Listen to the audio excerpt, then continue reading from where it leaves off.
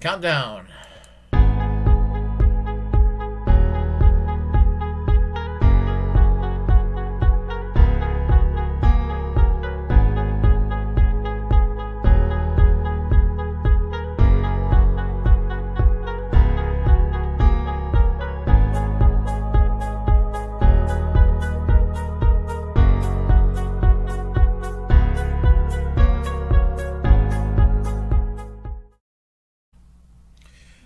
Do you remember the year 2019?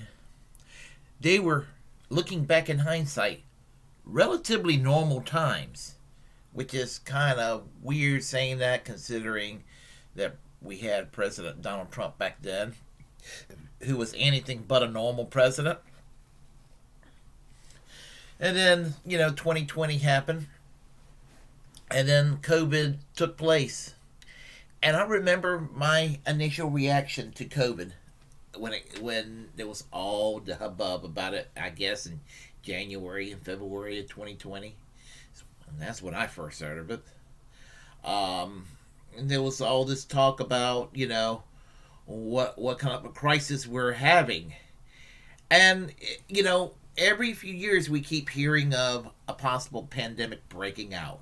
I mean, I've been hearing it for the past 20 years, and then usually nothing comes of it. And I thought that's what COVID was going to be. I did, and then all of a sudden, everybody started. Restaurants closed down, gyms were closing down, everything, stores, you name it. Limited hours at places that remain open. And I thought to myself, and I believe this. I believe we had a crisis, but I was just thinking at first. I mean, and I'm not one of those folks that denied it. I'm not one of those folks walking around unvaccinated and refusing to wear a mask and being an asshole about it and trying to start a culture war over this. But at the very beginning, just like most people, I was thinking this might be a little bit too hyped up. Alarmist. That's what I was saying. People being too alarmist. This was my limited information, my limited understandings, and I'm not going to say I fully understand the every aspect of this virus even now. But I was like, well, by the summer everything will be back to normal. So yeah, pretty much when they didn't even mandate the mask yet. And I saw a lot of people masking up, and go to stores. You were hard pressed to find toilet paper. You were hard pressed to find towels, paper towels. I mean, just alcohol. You name it. Anything, anything that was a cleaning product. I mean, it was just all of a sudden, and I said to myself. Oh, I would say probably by late May, I was like, holy cow, I think this is probably serious because I kept on seeing the reports. People, increasing deaths and people in the hospitals and needing ventilator machines and that sort of thing. So I was like, I'm going to start wearing a mask. I mean, I did wear a mask only at my workplace or in places where they were insisting to wear a mask, but otherwise I wouldn't wear a mask. And then I was like, this is dangerous shit. So I started wearing a mask. And for large and good measure, I wear a mask most of the time. When I got vaccinated, I wear the mask slightly less. And I wear it as little as possible and only when I'm asked to in any place I go to. Or I'll make a judgment call for myself and I will put the damn mask on because even though I'm already vaccinated, I'm like, I'm not taking any chances. So I'll do what I can to try to exercise my limited common sense that I do have and go about it. But as I said, we saw the lockdowns, we saw the mask, and I will look back and think, maybe the lockdowns were extreme. the masks were a necessary evil. Thank goodness we had stimulus checks. I don't think we're going to get any more stimulus checks, unfortunately. But I do hope that I was hoping that we'd get a UBI out of this, and we didn't. In fact, I would say of all the countries, of major Western countries, the United States handled this COVID situation pretty badly, and it's really a bipartisan thing. I mean, both parties overreacted in ways they shouldn't have overreacted, and they didn't react in a positive way in areas where they should have reacted. And I think that what they needed to do was, mandate the mask and only lock down what was necessary to lock down. I mean, for example, locking down a gym was not necessary. I mean, if you're trying to make the healthier you are as an individual, the better you're going to be able to resist the virus, which is fucking real. And yeah, I think that one of the of all the places to be locking down and not having access to would have been a fucking gym. I mean, of all places. I mean, I think they should try to improve your health, and if your body is more physically fit, you're going to have a better chance of resisting a virus which is very, very real. And when the vaccines came along, I again, just as I was kind of apprehensive and didn't take the pandemic as seriously as I thought I should be taking it, I had reservations about the vaccine initially. And I'm thinking, not because I'm an anti-vaxxer, it's because I was just like, this happened too quickly, they've developed it.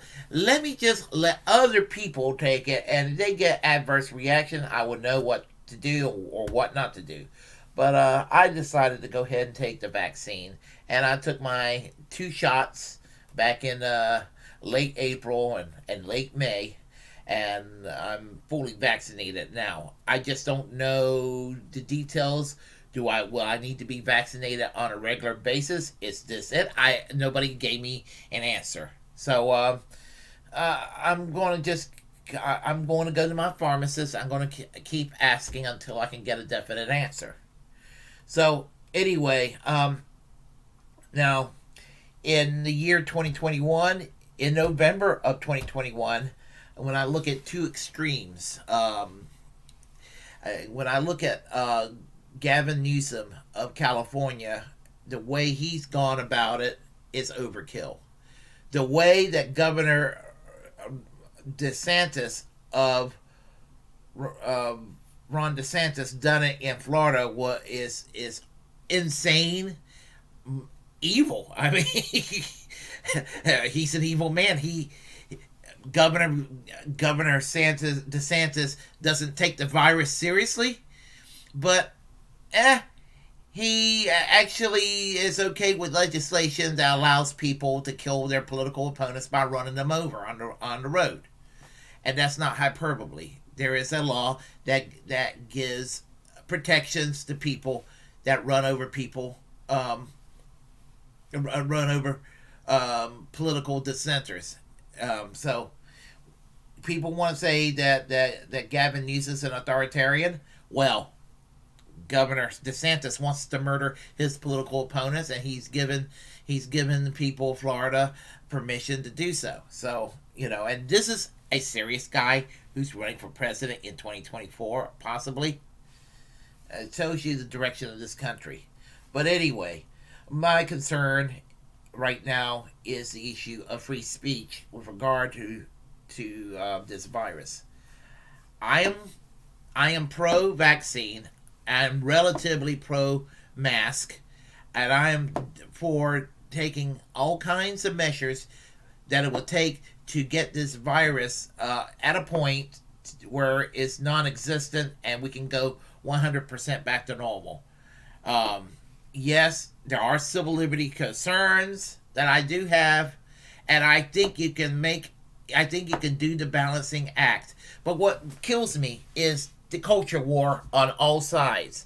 And I know when I say all sides, you're gonna have some diehards. It'll be like, it ain't all sides. It's just that side. No, it's just that side. No, no, no, no, no, no. There is always nuance in everything, and there are just absolute fucking assholes on all sides. I mean, you got what a friend of mine, Dwight Welsh, called the nanny state without the actual nanny. That's the liberal busybodies that want to mask up and lock down every fucking thing and force everybody to take the vaccine. That's not my position. And then you got right wing assholes over there, that wants to go and tell you that the virus is a bogus or is a hoax, and that the lockdowns were communism, and that they're closed down the churches because they want to take your religious freedom away from you. And that if you somehow, even if you do not support mandating the vaccine on the population, but you took the vaccine yourself and you think it ought to be voluntary, which is my position, the other side will sit there and they will call you a sheep or a follower. And the thing about it is, both sides, the liberal busybodies and the pretend libertarians on the right who claims about my freedoms, people like Marjorie Taylor Greene, who would kill her political opponents, and she's got the propensity for violence, and act like it's an infringement on her freedoms to wear a fucking mask, and her wage is getting gouged to death in Congress for not wearing the mask. And, people like her, who would take away everybody's rights that she politically disagree with. And it's not hyperbole when I said she would murder her political opponents, because she's called for the execution of President Obama, former Secretary of State Hillary Clinton, and Speaker of the House Nancy Pelosi. I don't like those people. I don't like Barack Obama, Hillary Clinton, or Nancy Pelosi. I don't think they should be executed. I definitely, and I'm using the words literally, I hate Marjorie Taylor Greene. I hate her with a passion, but I do not think that she ought to be executed either. And that makes me a better person than her, because she would have someone like me killed if she could. The point I'm trying to make is how people make a culture war out of this crisis that we have. And and it's like whenever a catastrophe or something bad happen, can we have it so that we can solve this problem without making it a culture war and making it blue team versus red team, and this team over there is evil? No, my team is good and wonderful. It's your team that's evil. And no, you just want to tell people what to do. You're a sheep, you're a follower. You want to go and think that freedom means people passing a virus to those who don't want it? I mean, this is what we're dealing with here in our society, and we're just dumbed down as a country as a result. I mean, we have an eviction crisis. We have people out of work. I mean, we have inflation, not because Joe Biden got rid of the pipeline, done away with that pipeline project. It's because we're having a distribution crisis right now, and so the demand, and as everything gets back to normal, there's a high demand, and you're going to have automatic inflation as a result. And the thing about it is that I think it's going to be a temporary inflation. And I know some people on the right are like, oh, there he goes again. He's just defending Joe Biden. No, I'm not defending Joe Biden. Joe Biden he's not the reason why you're seeing inflation. Just as it wasn't Donald Trump's fault what happened with the virus. I mean, I think there was a lot of people from both parties who are at fault. I'm not, I still don't think he handled it well. But I don't know if anybody else would have done any worse, to tell you the truth. as I said, in Great Britain, they nationalized the wage scale, so people who were out of work, they get what, like 80% of what they were making. So it didn't financially kill them the ways of financially killing people here in this country. And the biggest problem with this pandemic, aside from the culture war bullshit, is that we managed to still be the last industrialized. Well, let me rephrase that. We're not all that industrial anymore, and I'm going to go into the distribution crisis in a moment. But we're the last advanced democracy in the West not to have universal health care. I think that's the biggest crime of it all. Hold on a second. That's the biggest crime of it all, that we managed to not have universal health care as a result. And we should not just realize how evil this is, we should really hang our heads in shame over the fact that we do not. And, just this is what we're dealt with in this country right now. This is the kind of bullshit we are dealt with in this country. And I don't know when we're ever going to see common sense again. I just think that we're just going to go around making a partisan culture war out of every issue, and all of a sudden it's just a way for one side or the other to say, "Hey, own, gotcha, own, gotcha," instead of actually trying to resolve a crisis in a very intelligent way that will get our society back to normal.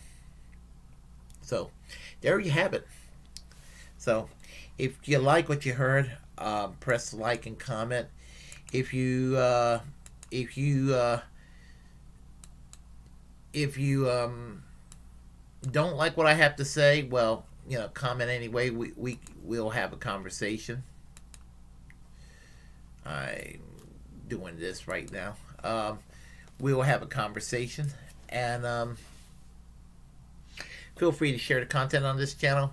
Hit the notification bell, subscribe. As a free speech absolutist, I urge you to create your own platform and utilize it, because we are the muckrakers of our time. And until next time, class struggle, and I leave you with some music, and we will talk soon.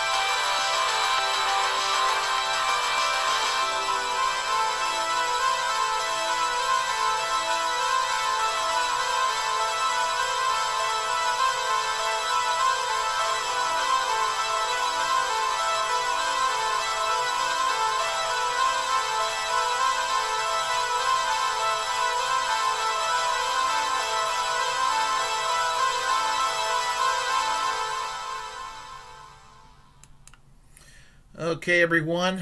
That was. Oh, darn. Oh, everyone. That was the music you just heard was. Whoops. That was the three chain links. Die Historic is the name of the piece by.